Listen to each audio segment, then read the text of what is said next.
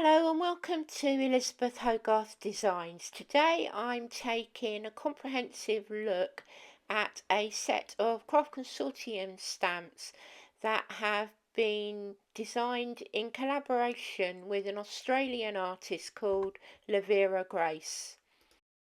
This set of stamps are produced in the UK and are made of photopolymer, and you can literally stamp with them straight from the packet. I'll quickly run you through the designs. I'll begin with the fairies themselves, and the 8 fairies measure round about 2.5 to 4 inches, and they stamp out perfectly the very first time. Here I used VersaFine Clear ink on craft card, and the images are clear and pristine. To complement the fairies, we've got a mix of flora and fauna, blackberries, lilies, lotus flowers, and they all combine perfectly with the extra bottles, and last but not least the butterflies, the toads, the ladybirds, the snails, and a very whimsical set of sentiments. If you have seen my videos before, you know that I often refer to older books from the 1800s through to the 1900s, from the golden age of illustration, and I was reminded of a book that I have by a very talented illustrator called Arthur Rackham. So I think he was born in London, and I believe that he was self-taught, but then he did go to art school later on, and he was part of the golden age of illustrations. And if you look at these prints from Grimm's Fairy Tales, you can see that the designs here would work really well with the fairy stamps. So bearing this in mind, when I came to work with them myself, I decided to try some different techniques like colour washing the background of the design and really drawing out the detailed illustrations, as you can see here. So the colours might not be bold, but the designs themselves are really detailed. So if you like this kind of background, then I would highly recommend buying a book like this on Amazon, and it will help you probably in your own creativity. I wanted to work in my art journals with these stamps, so I pulled them together. They are simple media art papers. I think I bought these in Hobbycraft in the UK, but really I wanted something with the ability to add water to, so not smooth. We're looking at really kind of mixed media. This one here is craft card, which won't take the water as well, but you can still work with it. And then I've got an A4 journal, just that I added some Craft Consortium strips of paper to design. And again, this is mixed media card. I'll try and leave you the details below the video if you're interested in working in something in this way. But I worked in triplicate, so as one set of images was drying, I would move on to the next journal. My first page is this page here on the right, and to begin with I blocked off the areas with a fine marker pen, and then I used these stamps in their basic form with black ink. So here I've got flower and brushing, and they, as I say, stamp perfectly the first time.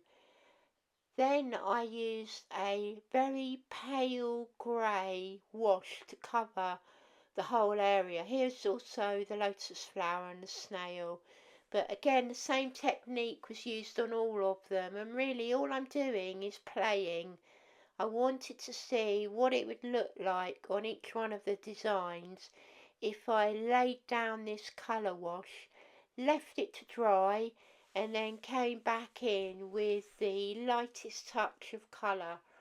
You can see as well under each one of the mini pictures I've added notes, and this is my way of learning on the job, and then it also means that I can come back to it at a later date. These are the pink ink watercolours that I was using, and I literally only needed a drop at a time, and I can leave them in my palette and then reinvigorate them again with another little bit of water. So we've got a mix of the watercolour paints, maybe a touch of penciling here and there, but I really like the effect of the watercolour background and then adding layers of colour. So as the first one was drying, I did exactly the same effect. So here I'm showing you that I've got the grey background, and again this time I went in with my Zig watercolour pens. The piece of artwork on the left was masked off with tape, and then I added a layer of water to it and literally dropped across 2 or 3 drops of green ink. So here's the stamp coloured up with the darker watercolour pens, and I had a lot of fun with the toads, adding the layers of colour, that really bold red against the green. And as this piece was drying, I was colouring in layers. I then went back to the A4 journal, and again I created another canvas by masking off the edges and then dropping water into the centre of the panel and using the pink ink watercolours to drop some colour down and then leave it to dry completely naturally, because you do end up with a bolder kind of image. And then I went in and I stamped this beautiful sleeping fairy who's rather like the Lady of Shalott, and this very romantic willow tree along the edge here. And again it just took me to another place. So this time I added a poem by Christina Rossetti. I'll leave you to read it on the screen.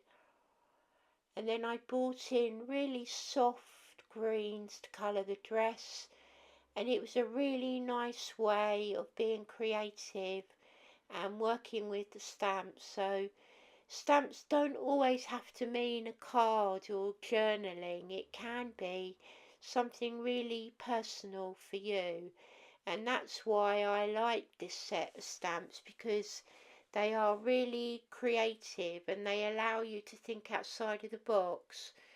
This time I'm working in the craft card, and so this gives you a completely different technique. So if you want to highlight areas, you can lift up with white inks and highlighter pens, and you'll see that I'm showing you here the various mixed media stamps that have been brought out by Craft Consortium 2, and I was working these in with the fairies to add layers and dimension and to really make the background bold against the fairy.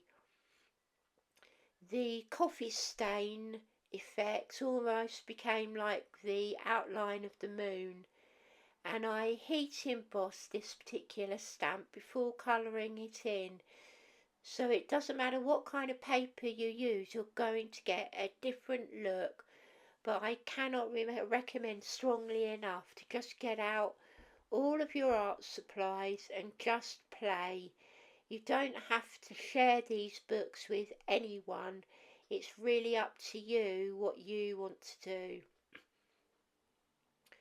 So this is the other way that I worked with the stamps, is I brought in some of the Craft Consortium papers and I added the tulip berry to various shades. So I tried her just with ink, and then I brought in some of the stencil work, and all I did was stamp in exactly the same colour, but I wanted to see what it would look like with the scraps from the ink drops papers, just my leftover pieces in blues and purples and greens, and you can see that every design looks different.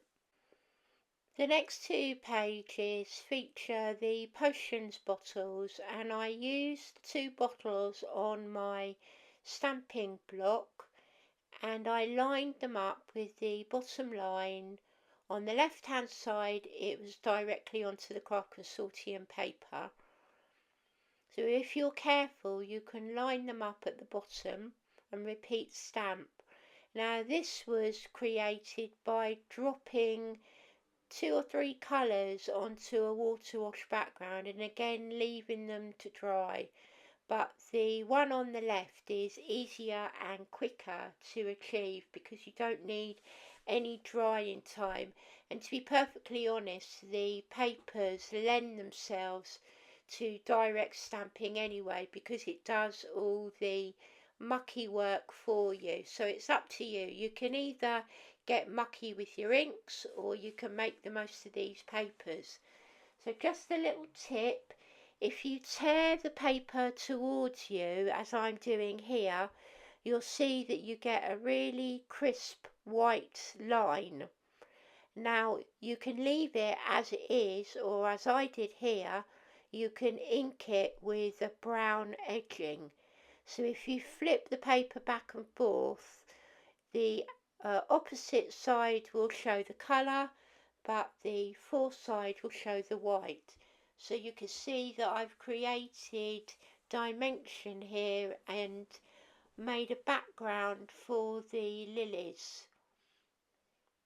And I think that's a really effective way of creating a quick and simple card. Now on this particular one I used some rubber gum. So I created my background as I did on the first couple of pages with the water wash, and then I stamped in the water lilies and the flowers, and I left them to dry completely, and then I used the masking fluid as you can see here, and again I'll try and leave you the product list below in my comments. And then I went back in after the masking fluid had dried and coloured it all once again, and it's just another way of playing. Don't be afraid to play with your products because you just never know the techniques that you end up with.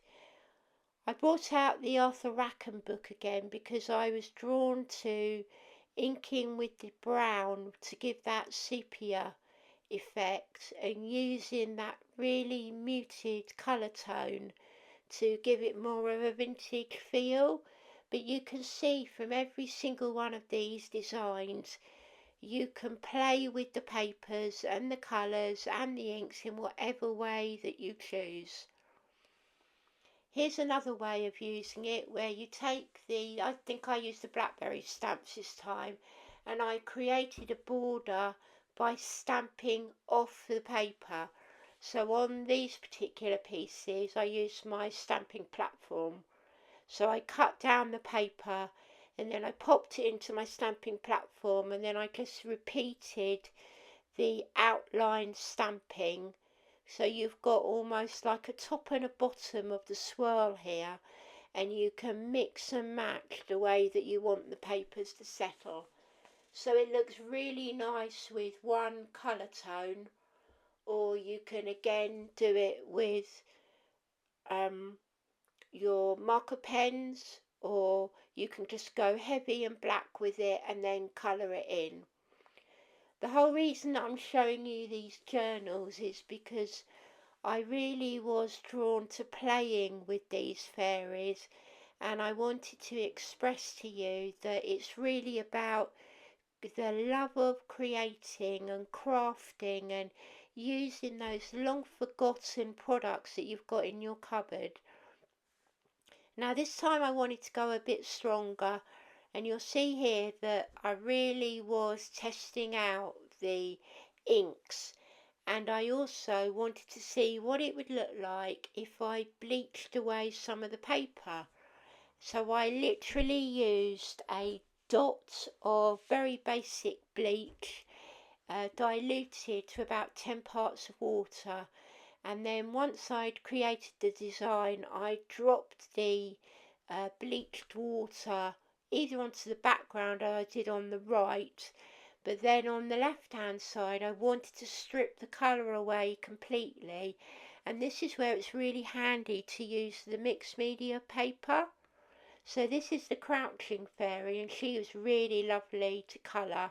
And then I think this one here is probably my favourite, particularly when I used her on the craft card. This is Garland, and again I think this will be a very popular stamp because it is very much more like Tinkerbell from Peter Pan.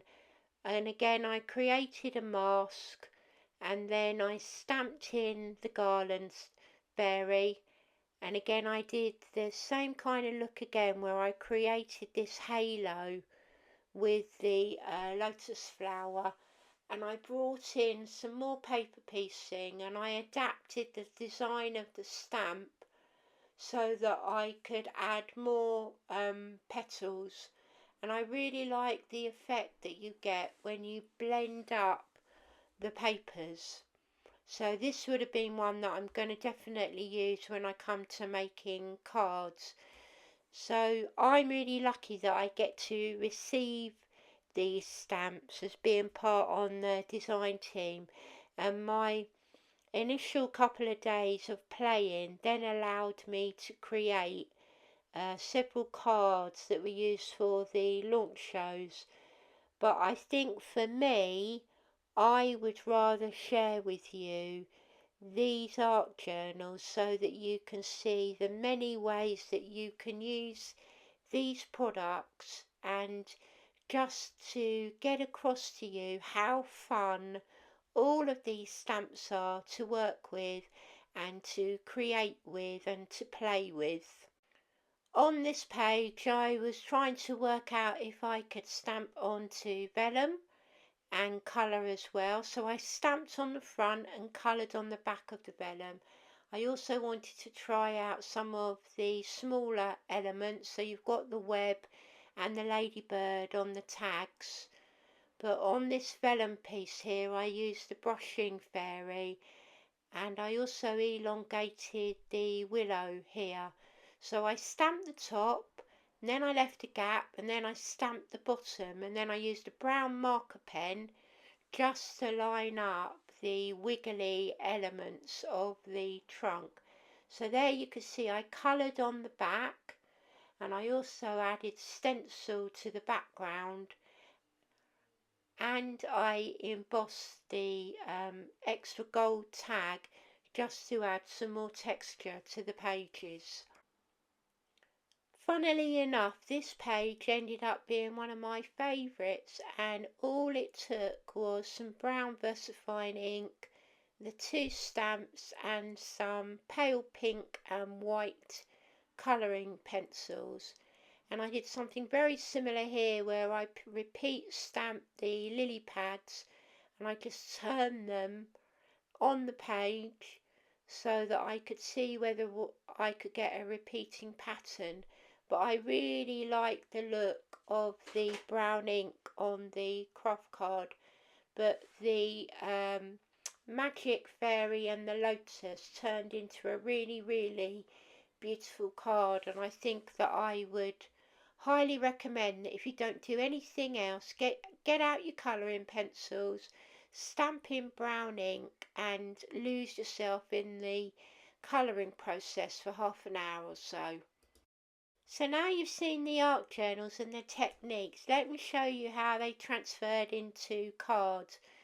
So this particular one used the blackberries in the background, so that technique of repeat stamping, and then I used the paper piecing technique for the lotus flowers at the front.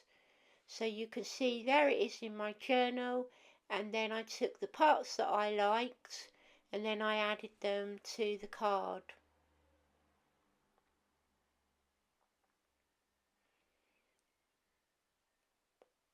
Then I wanted to bring in the beautiful magic fairy, so again I stamped her onto brown craft card, and then I layered up the lotus flowers again, and it's a really simple card, but I don't know why, but I just love it. I think the serenity that the fairy exudes is magical, and I think it works really well with the lotus flowers. So it may be simple, but I think it's a good one. Next, I wanted to recreate the vellum effect, and again I went with a golden background. Most of this was stenciled through, and then the crouching fairy herself is stamped and embossed onto vellum. You do need a printable vellum to carry off that effect, and then I brought in some gold glitter card, and I used my Tim Holtz dies, and then I layered up the foreground to create the magical scene. Then I went back to the silhouette masking of the moon or the sun, whichever time of day that you want to use, and I recreated the garland fairy. So you can see I've used that coffee stain stamp, and I've brought in some of the bolder colours to the background, created that halo effect, and then coloured in the garland with pencils and pens. Then I wanted to bring in the toads on the toadstool, so this time I stamped them up twice and then I cut into them, and then I was able to create a bigger scene and a bigger family of toads. And then I brought in the ocean papers to give a watery background, and then layered them up to create this really striking card. Last but not least, I wanted to use the flower fairy, so the G is in honour of Lavera Grace, who is the very talented illustrator of these stamps, and I used my Better Press to create the G first of all on the background, and then I stamped the flower fairy over the top, and I was able to pinpoint where the ink went so that I could still see the letter G underneath.